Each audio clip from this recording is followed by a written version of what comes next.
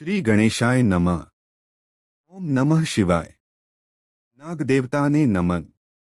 દર વર્ષે શ્રાવણ મહિનાની શુક્લ પંચમીના દિવસે ભારતમાં ઉજવાતો પવિત્ર તહેવાર છે નાગપંચમી. આ દિવસ નાગદેવતાઓની પૂજા માટે ખૂબ જ મહત્વ ધરાવે છે.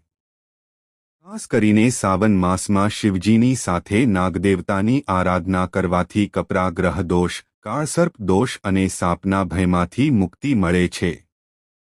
ચાલો મિત્રો તો જાણીએ હવે નાગપંચમીની કથા. એક સમયની વાત છે. એક ગામમાં એક ખેડૂત પરિવાર રહેતો હતો. ખેડૂત, તેની પત્ની અને તેના 3 પુત્રો હતા. બધા ત્રણેય પુત્રો વૈવાહિક જીવન જીવી રહ્યા હતા. એ પરિવાર ખેતમજૂરી કરીને જીવન પસાર કરતો હતો. એકવાર શ્રાવણ